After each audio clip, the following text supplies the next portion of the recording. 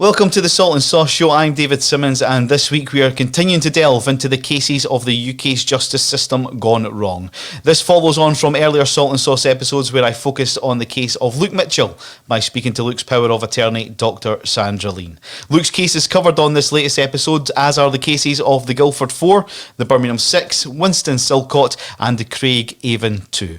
Now, Chaz Newkey-Burden is an author and journalist who has campaigned for victims of miscarriages of justice in the UK since the 1980s. Chaz caught up with my colleague Paul John Dykes to discuss some of the cases he has campaigned for, and he also reveals what interests him in Luke Mitchell's fight for justice.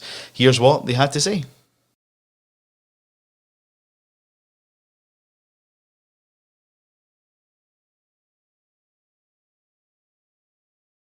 Coming up on this week's Salt and Sauce Chat Show. The media clearly had a big role, did have a big role to play, and even the choice of the courtroom had a big role to play. They did it in this sort of distant castle, and they had sort of what they would often do at these cases is, obviously there would naturally be some security at a big IRA trial, but they would ramp it up so the jury and anybody, members of the public, whatever, would see it, and immediately it gives you that feeling of there's someone really, really dangerous in there. Well, I'll always remember when I saw Paddy Hill, one of the first things he said to me was, he looked me in the eye and he said, "Chaz, they told me when they arrested me, they knew I hadn't done it. They said, I told them I hadn't done it, and they said, we know you haven't done it. We're going to frame you for it." I went to the courtroom. I wanted to watch, he's the case I was most involved with. I really wanted to watch if he was going to get cleared. I wanted to be there.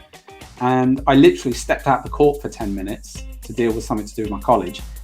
And he got cleared in the first 10 minutes of the case. The prosecution just said, we're not going to hold it up anymore.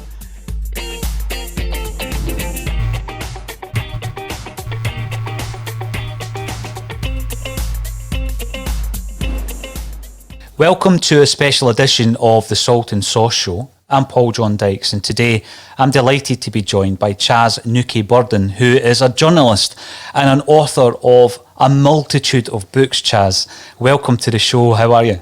I'm well. How are you? I'm great. I mean, we met through our love of Celtic Football Club, and we have chatted back and forth ever since we did a podcast some time ago. And I'm intrigued all around your campaigning for justice when we're looking at cases in the UK of miscarriages of justice, of which there's been a lot of high-profile cases, Chaz. And you've written about it, you've spoken about it, it's an intriguing subject. And what I would ask first, straight off the bat, is what got you interested in such cases? Well, it was the late 1980s when I got involved, and I was just leaving school. And I'd actually gone to a school that was run by a religious cult, and which was quite an experience for me. And I'd felt very sort of trapped and incarcerated and angry when I was at that school for 5 or 6 years. And then I left at the age of 16. And just around that same time, I bought the third Pogues album, If I Should Fall From Grace with God. And it had a song in it, Birmingham 6, about the Birmingham 6, who were, for those who don't know, were framed for IRA pub bombings in 1974. And so I read about this case, and I guess it's only retrospectively that I suppose I've worked out it sort of makes sense that I'd left a school where I'd felt incarcerated to an obviously much lesser degree of what prisoners feel, but I still felt very trapped in the school. And when I left, to suddenly read about these 6 guys who were in prison for something they hadn't done, something they had nothing to do with, I had an instant sort of empathy. So it was the song that did it, which is, I think all good stories should start with a song. But I then wrote I bought a book called Error Judgment by Chris Mullin, who has since become a Labour MP, but at the time I think was still that he wrote it. He worked for World in Action. He was a journalist. Mm-hmm. And so I read that book, totally demolishes the case against the Birmingham 6. So I wrote to Chris Mullin, what can be done? What can I do? And he said, oh, well, there's campaign groups. There's a campaign group in London, and he put me in touch with them. And it sort of went from there.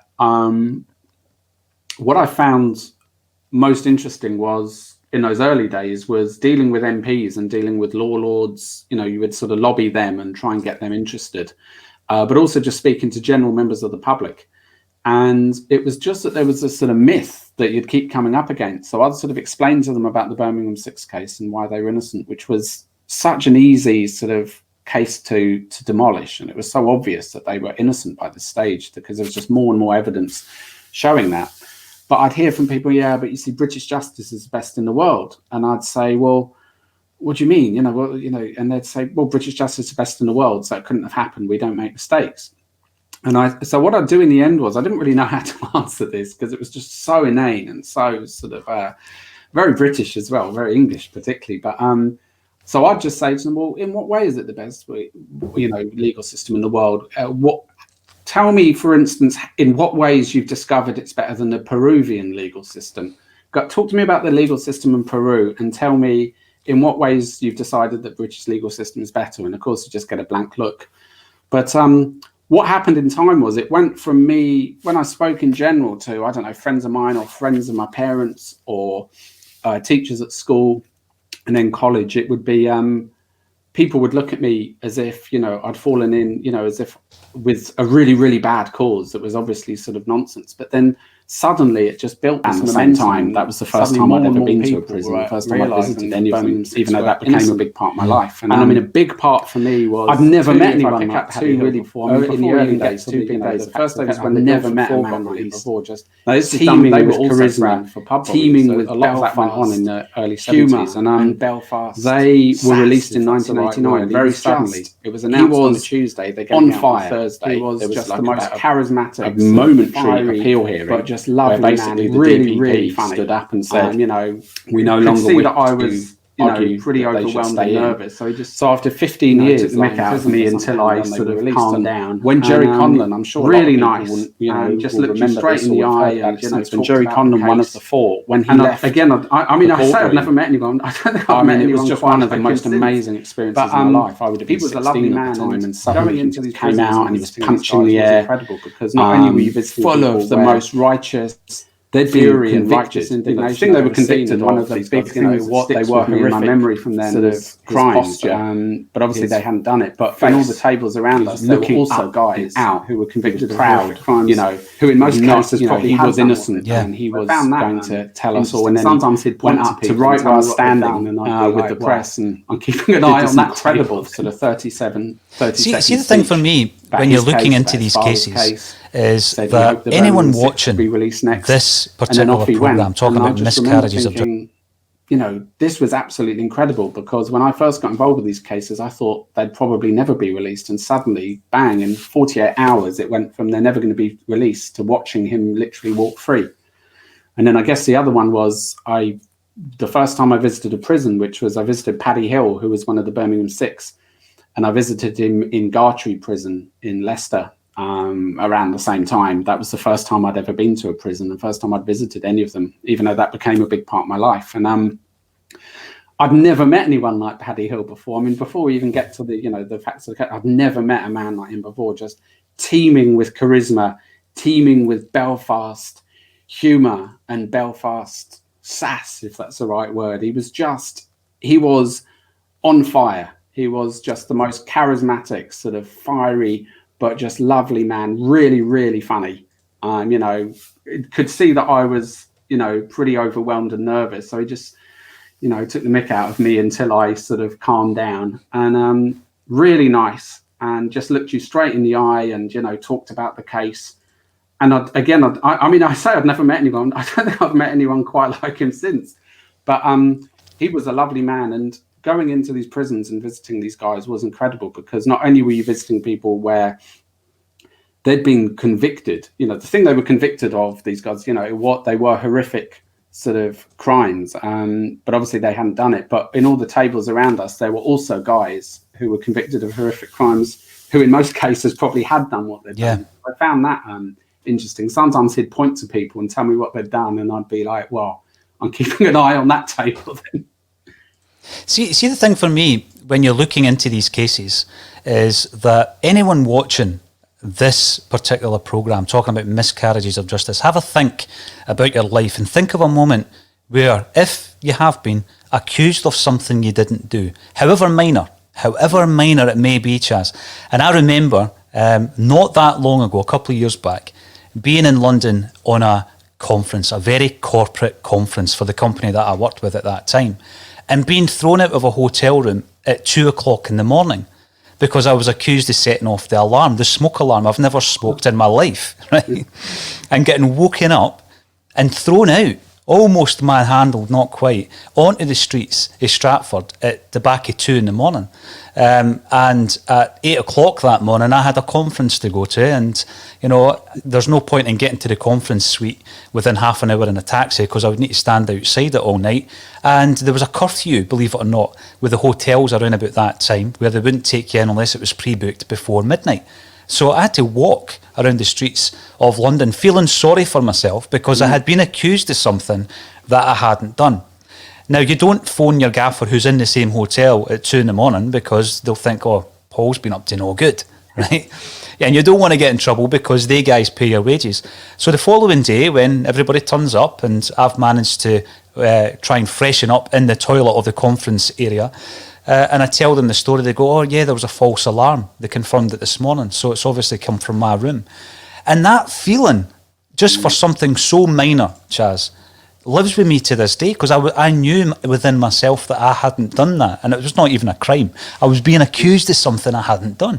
But it's trying to convince those two guys, the night porter and the hotel manager that night, that I hadn't done it without kicking off and trying to remain calm and reasonable about it was so difficult. So when you tell the story there of Jerry Conlon coming out of the courtroom and coming out having been freed, how he must have felt at that moment. You know, it would have been indescribable to witness, but for him and what he must have felt inside would have been indescribable. I mean, I still not got an apology from that hotel, but I can guarantee you I'll never be back. So that interests me because then I start thinking, right, let's ramp this up a bit. Imagine being accused of something that's criminal. And imagine being accused of something that not only is criminal, but in the case of the Birmingham 6, 21 people were killed and almost 200 were injured. It's plastered over the national news, and you guys are devils. The Birmingham 6, in terms of the media perception, you guys are the devil. You are worse than the devil. You committed this crime. How, influential, particularly back then, how influential was the media coverage around that case, Chaz, in terms of the perception of the public?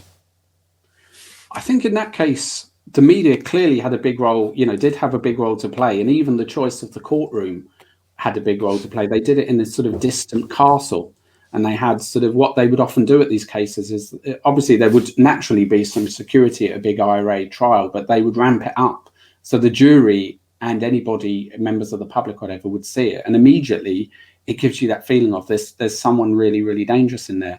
So I think the media did have a big role to play in that case. I think in that case, because the crime was so notorious and because for many British people, the fact that, 6 Irishmen had been picked up for it was sort of enough. I don't think that they needed to, and they didn't sort of trawl through their characters in quite the same way that they did in other cases. But a case that I was involved with where very much the media was involved was the case of Winston Silcott and the Tottenham Three. Now, they were convicted they were framed for murdering PC Keith Blakelock during riots in Tottenham in the late 80s. And what they did to Winston in particular was a complete and utter, demolition job, the media, in tandem with the police. So, for instance, when the police took a picture, when you see these pictures of, guys in, you get the looking that way and then looking that way, the police mugshots is the words I'm groping for. When they did it with Winston, what they did was they waited till he was asleep in his cell, and then they burst in, grabbed him, dragged him into a room. A detective either side held his arms up like that, and he was in the dark. He didn't know what was going on. He didn't know he was about to have his picture taken. And then they went 3, 2, 1, and then flash, the picture got taken, and they let go of the arms.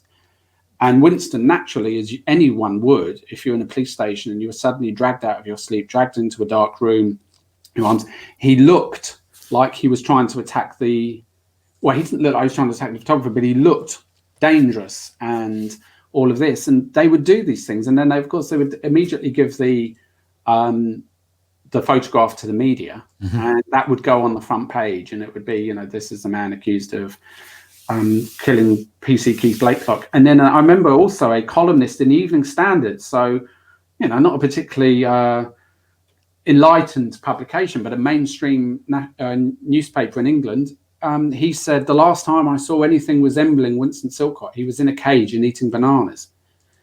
You know, which even given the era of the time was shocking. And so, yeah, they do. They completely take people's characters apart, and these people have no way generally of, you know, getting any sort of rebuttal through, because even if there was a route, what newspaper is going to go, oh, actually, we've just realised that, that these people are innocent. The only thing you could do is eventually you can use the media, which the Birmingham Six did, and you know all of these campaigns that have been successful have massively used the media.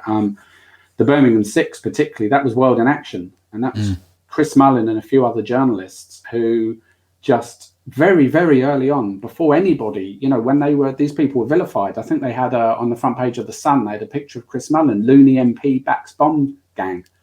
You know, this was sort of what people sort of faced, and so yeah, we did use the media, and you know, you could eventually use the media, or you could find the more enlightened media. But trying to get like a mainstream publication, a tabloid paper, you know, a mass market paper to cover it, you know, these would be covered on, you know, Channel 4 documentaries, say, or in The Guardian and The Observer. It was hard to get. The only case where I can think where a tabloid really got behind it was the Bridgewater Four. They always a number, but they were framed. They were some Brummie guys who were framed for killing a paper boy during an armed robbery. I mean, they didn't take part in the armed robbery. I mean, but that was what the crime was. And Paul Foote, who wrote for the Daily Mirror, who was a wonderful campaigning journalist, he managed to get the Daily Mirror really, really behind their case from early on. But generally, the media was more of a enemy than it was an ally. That's for sure. Yeah, I mean, I think back to a very interesting discussion I had with Professor Phil Scraton around the Hillsborough campaign, Justice for the 96, and the incredible work he did behind that. And you go back to the role played by the media, who were working hand in glove almost with not only the government but with the police, and one title in particular being The Sun. And the way that they went for the Liverpool fans, and the way that they basically accused them not only of causing the crush at Hillsborough that day, but being drunken hooligans who were pickpocketing their own and urinating on the dead and all this kind of stuff, which will never ever leave not only the people of Liverpool but anyone who has any kind of sense of justice. And the fact that it took so long, decades, and someone who was fighting the corner like Professor Scraton, and obviously loads of other people who were involved in the fact that justice will it ever be attained for a case like that? Probably not. But there was a conclusion, if you like, in terms of that case. And I think the public perception, and a lot of it is created by the media, is that surely the police wouldn't do that, Chaz. Surely, police officers and a department and heads of departments within the police service wouldn't, fabricate evidence, wouldn't frame people. And unfortunately, the truth of the matter is they do, and they have done. And all of the cases that we're discussing today, there are elements of that. Now, one of the cases that's kind of close to where I am situated right now, very close in fact, because I'm in Dalkeith in Scotland, is around the case of Luke Mitchell, who is currently incarcerated for the murder of his then girlfriend Jodie Jones, which happened when both kids were 14, and he was jailed when he was 16, and he's been in prison for over 17 years. Now, there is no limit to the time that he is jailed for. He is up for parole after 20 years, but the mere mention, Chaz, that the police may have not only inadvertently done their investigation incorrectly, but in many ways deliberately turned away evidence that was presented to them. Sometimes you say that to the public and they simply don't wish to believe it. Now, I think part of that is the media, because obviously if we were to have a police service that did that and the public were aware of it, then there could be anarchy in the streets. Yeah. So you've got to believe that we have a service that is going to protect us as members of the public. Of course you do. So we don't want to believe that goes on. But in the cases that you've studied and the ones that you've campaigned for, how prevalent is it that individual police officers and departments and heads of departments are complicit in the fact that these wrong judgments have been attained. Well, I will always remember when I saw Paddy Hill, one of the first things he said to me was, he looked me in the eye and he said, "Chaz, they told me when they arrested me, they knew I hadn't done it. They said, I told them I hadn't done it, and they said, we know you haven't done it. We're going to frame you for it." And then proceeded to batter them around the cells till they signed false confessions. And the police got lucky in that there was this dodgy forensic evidence which suggested that they had traces of gelignite on their hands. It was only 10 years later that science caught up and said anything from Formica tabletops to playing cards could do it. Well, they were sitting on the train with Formica tabletops playing cards when they were arrested. So there you go. But yeah, that haunted me. And the weird thing is, what I found in the end was, when I used to speak to people and try and advocate for them, I found that thing that Paddy Hill said, that the police had told him that they knew he hadn't done it, was something not to mention. It was too much for people. I even knew people who were sympathetic and supportive of the campaign who couldn't take that bit in. They could take in that these people had been framed. They could take in they'd gone to prison for life for something they hadn't done. They couldn't take in that the police were so clear that they knew they hadn't done it.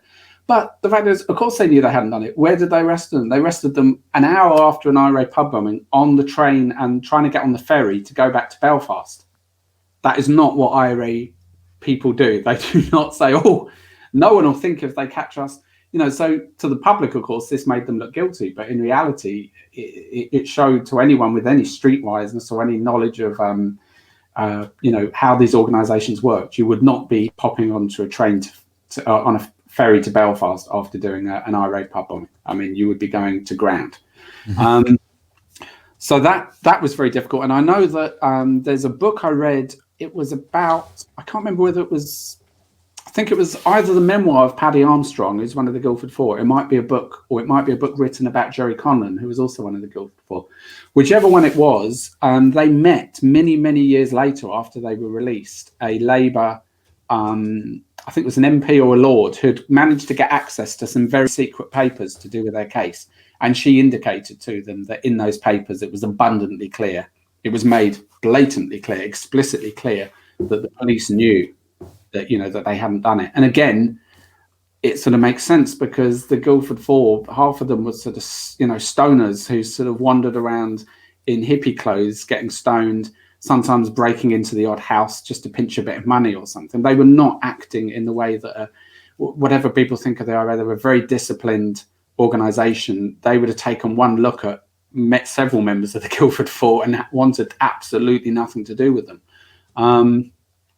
In the case of Winston, I think that I've certainly seen quotes from the police that said the entire investigation into Blakelock's murder, PC Keith Blakelock's murder, and this is a man who was jumped upon by a mob during a riot and hacked to pieces by possibly dozens of people. I have heard quotes from people in that investigation who said the whole investigation was not about finding out who killed Keith Blakelock. It was about making Winston Silcott convicted of it. He had been an enemy of the police for many, many years for a variety of reasons. He had, you know, he had transgressed the law a few times before, but I think it was mostly because he was very much a community leader in Broadwater Farm on this estate. You know, when race relations, I mean, they're not great now, but when they were bad in a very different way in the 80s, obviously, between police and the black community in London. And I remember that Princess Diana went to visit Broadwater Farm one day, you know, official visit, obviously. And she said, Winston went up to her when she was there and said, have you bought us anything? Thanks for coming. Have you bought us anything? Have you bought us any jobs or any money? And she said, no, I've just come to visit. He said, well, you shouldn't have bothered coming then. And after that, a cop went to Winston. He ran a greengrocers on the estate and went in and said, just so you know, that's it now. You've gone too far. You know, you're done for now. That was before the murder, but I think that was set in plain there. It was like, you do not do that. So it's absolutely incredible. And I'm sure there probably are, if you visited and went through every miscarriage of justice there's ever been, there probably are somewhere it was a mistake and where the judiciary and the police didn't really know what they were doing. I'm sure that does happen. And the other thing is when sometimes people go back, how did they have the courage, police, to do the things they did? Mm-hmm. So you can go from the Birmingham Six in the early to mid 70s right up to this very year, when you see police like tearing into the Sarah Everard vigil and doing all these terrible things in Bristol. And people go, how do they have the confidence? Well, I'm sure in 1974 they were told by those at the top of power, we'll protect you. Get people inside, we'll make sure you don't get in trouble when if you get the wrong ones or you take the gloves off or whatever. And I don't think it's any coincidence that since Priti Patel, who is very open that she doesn't think anybody should be allowed to hold any form of demonstration for any reason. This is a view she's expressed before she came to power, before the coronavirus or anything. It's no coincidence that since she's done that suddenly the police seem to have taken their brutality against demonstrators to a new level. A word has come down, formally or informally, that you'll be okay if you do these things. We'll look after you. And they do.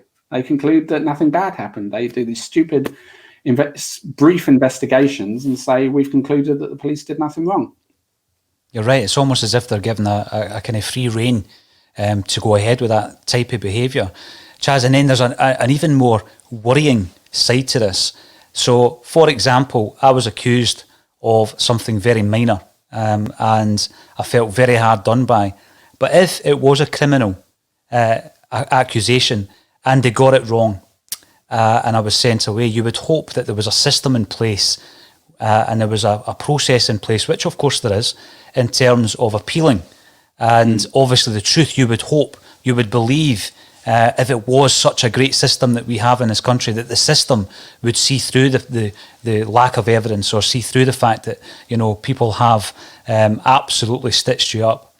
But unfortunately, looking at these cases, that's a very, very tough nut to crack. So once you're inside, you could be facing, if you're ever going to get justice, decades behind bars.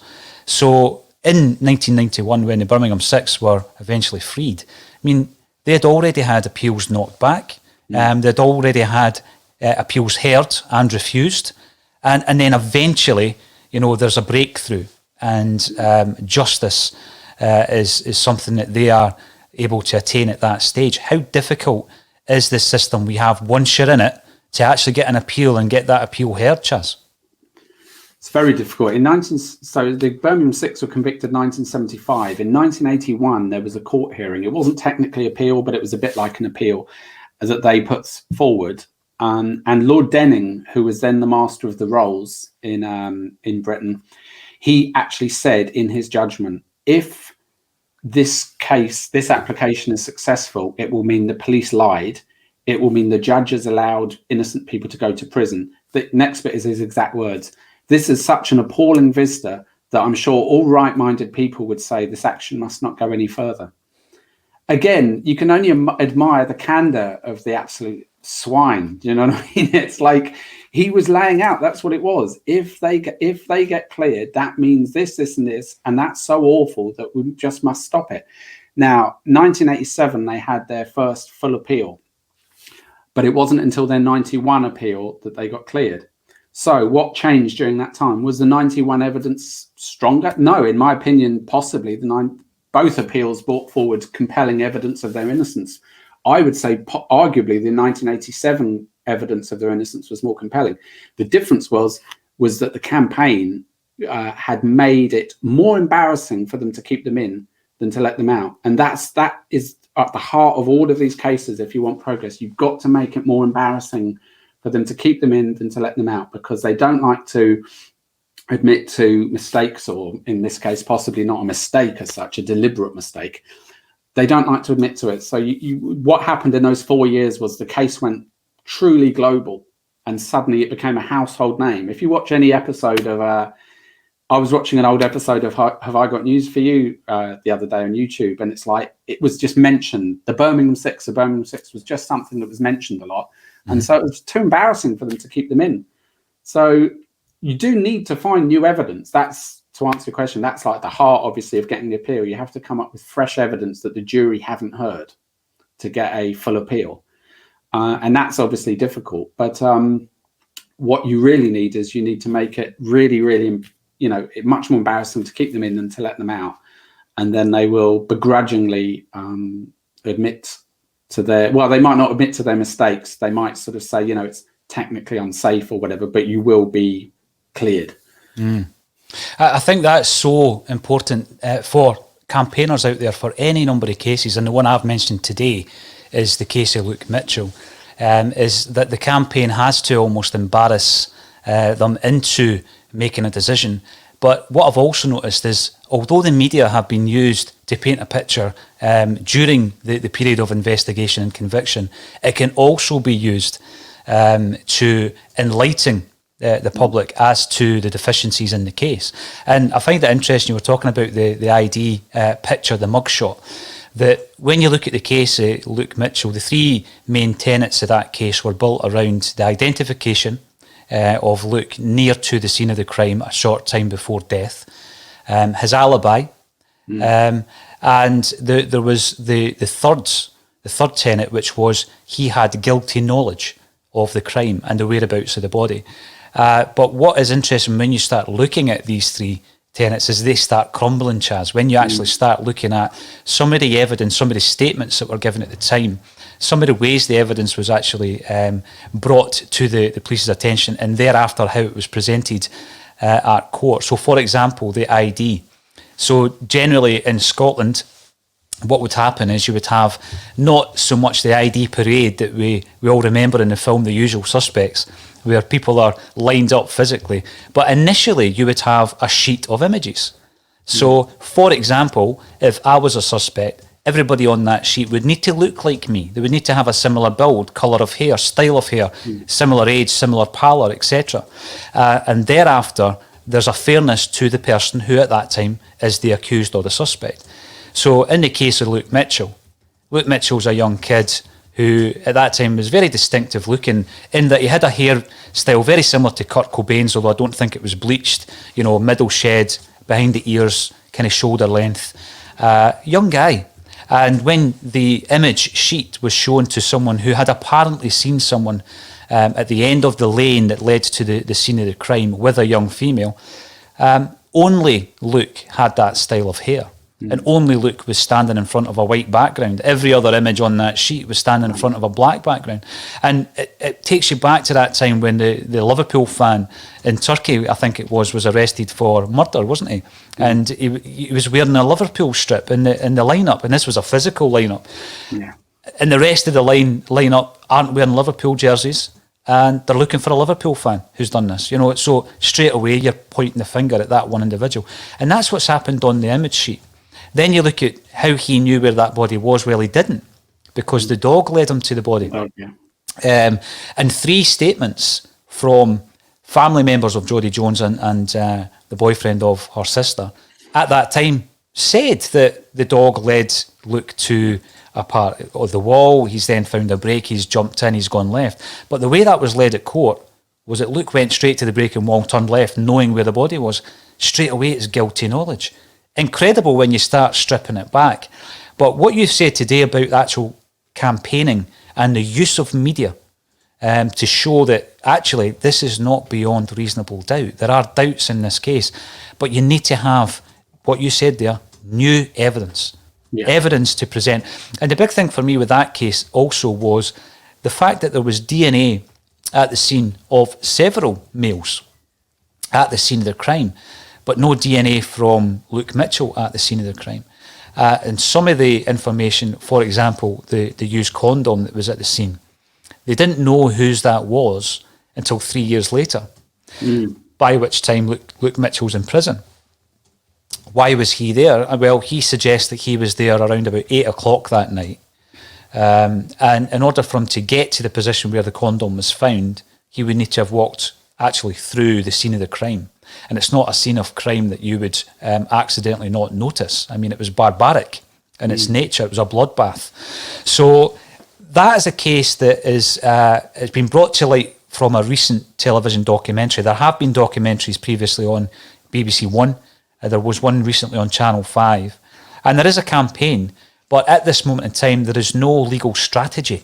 And I think that's my biggest concern. There is no legal strategy at this present time for someone who, moving into his 18th year in prison, will never admit to having committed the crime. So although he's up for parole after 20 years, he will not admit to this crime, therefore he will never be released. And that worries me as a member of the public.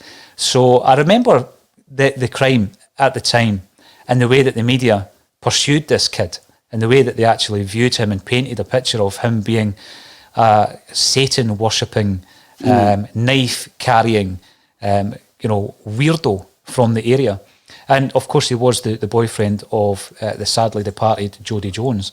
So in a scenario like that then, Chaz, would you suggest that the strength of the campaign is key, but also let's look at, putting a strong legal team behind it, because without that, you can't really build a legal case, can you? No, that's right. You need both. You need something to open up the legal doors in a sort of objective pathway that you need to do, and then obviously, you need people, metaphorically speaking, yelling their heads off outside the court. And then when you've got both of those, my heart broke. I listened to an interview with Luke's mother recently, and my heart broke, for her, because she just said, I don't have any friends anymore. And she said, and that's not because people think that Luke's guilty. It's because they no longer know what to say to her. Mm-hmm. And she said, they don't need to say anything. They just need to give me a hug. But eventually, after all these years, of course, her life will never move on.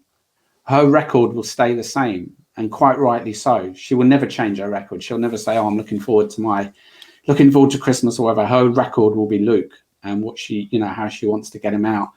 And it was just harrowing to hear it. And I think that, they do definitely, they need a legal strategy. But the families, the suffering that they have is often arguably worse, than what goes on for the prisoners themselves, because, the families are out there, they don't know what's going on. They get to go and visit them and have letters, but they don't really know what's going on behind those walls of that prison to their son or their dad or their mum or whoever. Mary Silcott, who was Winston Silcott's mum, was, all of these people were a big influence, on my life, because what I noticed from them was their strength. And, they were just an example, as were all of those MPs, like Jeremy Corbyn was a big one. Chris Mullin was obviously one, Bernie Grant. And, for me, having grown up in southwest London, to suddenly be hanging around with all of these different sort of people, I think it had a big positive impact on my life. But my idea would be, I would say that all of these cases could get big on social media. I know that Luke's campaign does have a presence on Twitter and Instagram because I follow them, but that's something that can be made much bigger, because you don't need to wait for it to become trendy for the media to get it trendy on social media if you do the right pressure. I mean, I've been chatting a lot recently and looking into the case of the Craigavon Two, who were, they're called Brendan McConville and John Paul Wootton, and they were convicted in 2009 of murdering a police officer in Northern Ireland. And this was the first PSNI officer who got shot after the Good Friday Agreement. And they were convicted, and the case against them was thin from the start, paper thin, but even that sort of paper has since sort of gone. I mean, the main character against them was, I think it was 10 months later, the main witness, and he was described even by his family in court as a Walter Mitty character. He's changed his story numerous times. He's also being paid by the police and the Sun for what he's done and stuff. And so the Craigavon 2 is another one that, people could look into. But again, with that case, they need to have a legal one. But it's very odd, because the stronger the original case was, the easier it is to knock it down. So when you look at the Birmingham 6, the two big parts against them were fabricated statements and incorrect forensic evidence. And so then there were various other sort of bits and pieces that the police sort of tried to throw on it. So there was a lot to hack away at for the legal team, for that legal strategy you mentioned. In the case of Winston Silcott, all they had was an unsigned, it wasn't even a statement, an unsigned interview record, in which at no point during that interview did he admit, to any guilt. But it was argued that he showed a guilty posture in his vocabulary during that. Now, so there's no confession, it's not signed, and he's not said anything. So, and that was it. That was the only evidence against him. So in that case, he was, legally speaking, I would argue, no more guilty than you or me of that murder, because there was no more evidence against him than there was against you or me. That one, I always thought this is going to be an impossible case to knock down, because there's no eyewitness people to discredit. There's nothing to hack away at. What happened in the end was this thing called the ESDA test came through, electrostatic deposition analysis or something. And it would be like a machine where they would put these sheets on it. And I think it was like electrostatic, and they'd put charcoal on. And what it basically showed was if the statements were contemporaneous, the mark of the sheet above should be on the sheet below. Mm-hmm. And it was very clear that this sheet had been inserted in later. And on that basis alone, cleared I went to the courtroom. I wanted to watch, he's the case I was most involved with. I really wanted to watch if he was going to get cleared. I wanted to be there. And I literally stepped out the court for 10 minutes to deal with something to do with my college. And he got cleared in the first 10 minutes of the case. The prosecution just said, we're not going to hold it up anymore. So in Luke's case, you know more about it than me, but is there a lot for them? Was there originally a lot of mistaken or fabricated evidence for the legal team to work against? Well, I think there was, and this is one of the frustrations at the moment looking at the case, is that there is a suggestion. I mean, his defence at that time was Donald Finlay, QC, and there was a decision not to allow Luke to take the stand at that time. So Luke actually has never had an opportunity to tell his side of the story. And I find that interesting. But looking at the evidence and the potential fabrication of any evidence, there was a suggestion that evidence was burned in the back garden, which could not be proven, because obviously there was forensics in relation to the ashes within a burner in the back garden of the family home that came back inconclusive, that there wasn't the same material of a jacket that Luke had apparently been wearing, in relation to the eyewitness evidence of apparently Luke with Jodie at the end of a lane a short time before she was murdered. When the eyewitness, was asked to identify the individual that she saw that night, and bearing in mind she's standing in her courtroom and Luke's standing there with a cop left and right of him, and he's been in the news for the entire 18 months that it's taken for the case to come up, she says that she can't identify the person that she saw that night. So the identification process was thrown out. In terms of the actual alibi, his alibi was kind of, the strength of his alibi was based on statements given by his mother and his brother. Potential witnesses who came forward, whose witness statements weren't led at court, is a concern. People who seen individuals in the area whose DNA perhaps has been since established as being at the crime scene, were never suspects. That no one was ever a suspect in this case other than Luke Mitchell. And I guess that the public may find it difficult to realise that there are occasions where the police are led down a track so far that there is no going back for them at times, because then it would actually be an admission that they have not investigated it properly. Now, when, for example, you imagine a crime scene like that, you're looking for a motive, aren't you? You're wondering, what's happened here? Has Jodie Jones inadvertently come across something that she shouldn't have seen? So has she jumped that wall, hearing voices, thinking maybe Luke's over there or someone else that she knows is over there?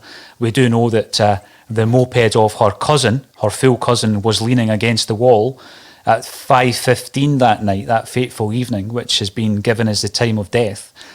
Has she seen that bike and thought that her cousin's over the wall and she's jumped over? Has she then seen something she shouldn't have seen? And the people that are there could possibly be identified by the DNA at the scene. So one of the obvious ones being the condom. Now, there was semen in that condom, which was fresh. Now, bearing in mind that there was no sexual activity in relation to the deceased, and the deceased was left uncovered overnight. So you would have had cops protecting the locus overnight, but the body was uncovered and it rained that night. So there's a lot of DNA and other, potentially forensic material being washed away by the rain, including the outer of the sheath. So obviously you've got the semen on the inside, but what's on the outside of that? We'll never know. So the DNA that was taken and the swabs, etc., that was taken from that condom, there was no positive match, which basically means, Chaz, for anyone watching, that you've either never been arrested and had your DNA taken, because everybody that's arrested doesn't have their DNA taken, or you've never applied for a job where you have to have your DNA test taken. And the obvious one for that is when you join the police, they take your DNA, don't they? And there will be other jobs along that line. So there's a DNA database. So when a swab is taken or DNA is found at the crime scene, it's ran through that system, and it'll come back as what they call a ping, which is a positive. Yes, he is on the database or she is on the database. So when they've put that DNA test through, there's been no ping, there's been no positive. That person, as far as that system is concerned, doesn't exist. So they've never committed a crime for which their DNA has been taken, or they've never had a job where they've had to give their DNA. But there was a ping 3 years later. Right. So at that stage, and this formed one of the appeals. A new suspect. But what did the police do with that suspect? Was he detained? Was he questioned under caution? None of the above. So the suspect has given his chain of events, and it's been accepted because at that time, Luke Mitchell has been jailed for the crime. I'm not saying that individual has committed a crime, but surely the full process should have been undertaken in terms of him actually being investigated under caution. And then if he gives an alibi, that needs to be checked out as well, to the same degree of any suspect, because the suspect who was given an alibi and the alibi was torn to shreds was Luke. So why not do the same with a potential other subject? There was more DNA at that scene from the condom than there was from Luke Mitchell. So all these things are very concerning, but until there is a legal strategy in place, that case itself may not progress. So as you say, I think they've got one half of it correct in terms of the campaigning side of it and the public now looking at that in a different way, because back then I think the media painted a picture of Luke. And if you ask someone in Dalkeith around about that time, or even now, who killed Jodie Jones, a lot of people, their perception has been built on the media attention around the case. Yeah. And if you speak to police officers who are still serving or who have retired, they're convinced that Luke Mitchell committed that crime. But what's that based on? And that goes back to me listening to you earlier on in this conversation when you're thinking, well, it's the best justice system in the world, but why? Well, it just is. Yeah. Because that's a message that has been drilled into people over a number of years, so they never question it. So it will be very interesting, and I hope in my lifetime the appeal will eventually be heard. That is key. The new evidence that I hope they are able to unearth based on further investigations around about some of the people who could have been suspects. I mean, I mentioned the bike, the moped. So that moped was seen leaning against the V-brake in the wall, which you reckon would have been the point of entry for Jodie going behind the wall. That belonged to her cousin. Now, the cousin would have known, like the rest of the nation, that Jodie was murdered that night. Yet he didn't go to the police for 7 days to say, I was there. I was actually at the scene. My bike was leaning against the wall and I was there. When he did go back, he had changed his appearance by cutting his hair, hacking his hair off. He had a similar hairstyle at the time of the murder to Luke Mitchell. So you've got to ask your question, why? Why didn't you go to the police until 7 days later, after having discussed that with various other members of your family, after having changed your appearance? If that's your cousin and you've been anywhere near that site, you would let the police know that, so that you could be removed from their inquiries. Yeah. That didn't happen. So why was that individual not pulled in as a suspect and questioned, under caution, just like Luke Mitchell was? This is a kid who was 14 at the time of the murder, and he's now been in jail longer than he's been out of jail. And I just hope that the public don't see this as an anti-Jodie campaign, because it's justice for Jodie as well, isn't it, really? Yeah, of course. I mean, this is a very important point, because what you've raised there is something that I really think is very important, is that when the police do these cases, like you said, in this case, the negligence on the possible other suspect, and then you get to the more extreme cases where it's something like the Birmingham investigation, where you can see that it was from the start. It was, we know you haven't done it, we're going to frame you for it. Well, this is horrific for the people who get framed, of course. But what the public needs to sort of think about is, what does that say? That says, the IRA blew up 2 pubs in Birmingham, civilian pubs with no warning. You know, I have a lot of sympathy for the Irish Republican cause, but you know, this was a horrific operation. And the police were quite happy for the people who did that to stay out. They looked Paddy Hill in the eye and they said, "We know you haven't done it. We're going to frame you for it." They were happy for that to happen. In the Guildford 4 case, the people who did it actually got caught 18 months later. And the first thing they said to the police was, "Yeah, we did this, because that's what IRA prisoners, suspects did. And they told the police what they did quite happily. They were proud. And they said, "And we did Guildford." Now, between Guildford and when they got arrested, which was at a siege in Balcombe Street about 18 months later, they'd done a string of other bombings. And why did they do it? Because the police were more interested in just getting someone in prison. And like you said in this case, actually justice for the victim, because there's no justice for the victim. There's no justice for the victims' families. Now, I understand in many cases, victims' families it's very hard sometimes for them to see, you know, what's actually happened, because it's the ultimate comfort for somebody, or you know, it's some sense of closure is, oh, the person who did it has been locked up. Mm-hmm. So it's very hard for them to obviously, in some cases, to accept that the wrong person did get locked up, but it's no justice for them. It's no justice for the person who gets framed up, and it's certainly no justice either for the public, because these dangerous people are allowed to continue walking around. Whoever killed her is still out now, we assume, unless they've been caught for something else. They're still out and about. They're still at large. They could still go and attack you or any of your loved ones because of what the police did. So it's not just justice for Luke, although that's incredible, or the Craigavon Two, although that's incredibly important. Mm-hmm. It's justice for all of us. And you know, sometimes the police actually came to see me during this campaigning because Winston Silcott at this point was a Category A prisoner. And so you had to apply to the Home Office to... Category A prisoners are terrorists, like a tiny, tiny percentage of the prison population. Even a small percentage of murderers only are Category A. It's the top category. And you had to apply to the Home Office. You know, you had to sort of hand in all your details to the Home Office and get cleared in order to be able to visit them. And part of that is that the police, normally they would ring you up and you'd pop into the station and they'd just ask you a few questions. In my case, like 2 of them, big guys, turned up on my doorstep one day and they came in. And what was interesting was they said to me during it, they said to me, "But he can't be innocent." And I said, you know, they got quite heavy. I mean, nothing compared to what, you know, they do behind the scenes in police stations, but they intimidated me quite a lot. And I was just a kid at the time, really. And they said, he can't be innocent. And I said, "Why?" And they said, "Well, because he got convicted." And I'm actually very proud that for once in my life, rather than, you know, they talk about the spirit of the stairs, when you think of what you should have said 10 minutes later after the conversation, for once in my life, it came to me at the time. I said, "All right.